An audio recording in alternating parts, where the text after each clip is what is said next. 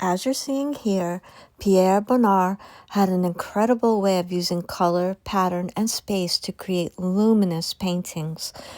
One of the things that makes his work so unique is how the background and the subject matter almost merge together into one decorative surface. Today, I'm creating a mixed media floral still life inspired by that idea using hand-painted collage papers to build layered texture and expressive color.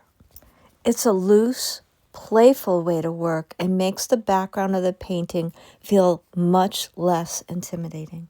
So we're going to be creating an expressive floral art in the manner of Bonnard, but we're going to be using mixed media and collage today. Our goal is going to be to experiment and have fun. I'm going to be using some hand-painted collage papers, and I'll show that process later in the video, so stick around till the end. Here I'm gluing pieces of 90-pound watercolor paper down to the surface of my cradled birch panel. You can do this with watercolor paper, heavier watercolor paper. I've done this in last week's live stream. It works the same way. This adds texture and dimension to your mixed media art piece. This is just going to create textural layers. Next, I'm going to be using some hand-painted collage papers that I created, and I'll show that process later in the video. So I'm tearing them. You can also cut them with a scissor if you choose. And I'm just going to be creating the background of this painting with these collage pieces. I'm applying these with matte medium. The other pieces of paper were heavier paper, so I used the PVA glue. But this matte medium is perfect for this. And I'm laying it all down. I'm also going to go over the whole surface of this painting with the matte medium because it helps attach the rest of the collage, and I'm going over the entire surface with it just to push down the rest of the collage and give everything a cohesive surface. I'm using a little squeegee just to really push everything down and make sure that there's no air bubbles under my papers. Today is about really removing pressure from painting, and the use of collage can be very freeing and help us get over the fear of the white page. It's almost like the process of layering the pieces of paper and colored pages down is like a door opener to creativity, and it opens a window into the next phase of work. I'm going in with a red Stabilo Carbothello to roughly map out where I want the key elements to go, the position of the vase, the shadows, the leaves, and the general structure of the flowers. I also added a small bird into the composition. They tend to find their way into my paintings. Animals and birds play a key role in my own artwork, so it just felt right to pop one in today. I didn't stress out about this drawing, and I don't want you to either. I want you to think more about shapes and composition because it's more important to know about composition. And you can look at the Bonnard and take a note from him. You can have a beautiful drawing. You can have a beautiful theme. But if the elements aren't well organized within the given space, it just won't work. And that's why sometimes you see very well painted things, but they lack emotion. And on the other hand, you can see completely abstract things with absolutely nothing representational or anything that you recognize, but there's so much emotion and expression there, and that can be just made with color or mark. Well, I'm taking the influence and looking at two still lifes from this master. I'm learning so much, but I'm not making a direct copy. I'm trying instead to learn about how Bonnard uses color, composition, mark making, values, and light in his work. What I love about this period of his is that there's abstraction. It's so loose and expressive, and the colors are enhanced, but the subject is still clear and it's still representative. There is so much to learn every time we sit down and do a study from a master painter. I'm working in acrylics today, and mostly because it dries quickly. This would also work really well in gouache. Watercolor is a little harder for these type of studies just because, adhering the collage and working over the matte medium makes that a little bit more difficult. But other mediums would work. Definitely you could use oils over this. I'm trying to stay very playful when I'm doing this, and I'm not putting any pressure on myself. Play is not careless or childish. It's the absence of obligation. So when nothing has to be perfect, nothing has to be good, your hand relaxes, your decisions become quicker, and your expression becomes more honest and intentional.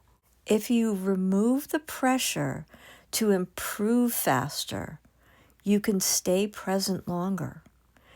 And so even if the results are not something you would show or include in your portfolio, they still matter because play is a part of your art practice. It's often where your new ideas appear and where you start to see what you actually care about. When we're struggling, it's not usually because we lack talent. It's usually because we attach too much meaning to the end result. This one has to be good. This one has to prove something. I must justify the time I'm spending. But play breaks that logic. If nothing's at stake, everything becomes possible. Sometimes we just have to watch and look and see how things evolve and what are our own responses to shapes, color, and what happens to the mood of the painting when we add new things to it. I keep changing the color of the top of the vase. I changed it like 4 times until I was happy. I cooled it down, I warmed it up, I cooled it down, I warmed it up. You'll see what happens. I just keep changing things around till I'm happy with how it feels. Pay attention to if things make you feel tense or quiet or awkward, or everything you do in a painting will give you some kind of an emotion. So none of them are wrong. All of them are valid. Just start listening to that voice. All these things are how we form our own visual language. When we can approach our art from that playful perspective, it becomes really sustainable and something we're likely to return to again and again because we're more likely to experiment with it and more likely to forgive our own mistakes. If you have a very rigid outcome in mind when you start out, art can become exhausting. And if you make it about expression, it can become honest. And play is not really the opposite of seriousness, really. It's the foundation of it. It's playing as part of your practice. It's where new ideas come from. And it can lead you to something that you can integrate into your work. And it can help you understand what you truly care about. So this new approach, the mixed media, if you've never tried it before, I want you to at least experiment with it. It's always good to try new mediums and new tools or anything.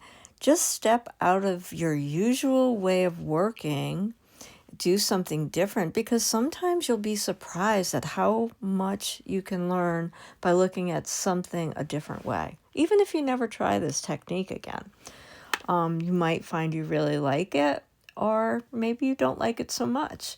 But do 1 or 2 this way, and then if you don't like it so much, you don't have to do it again.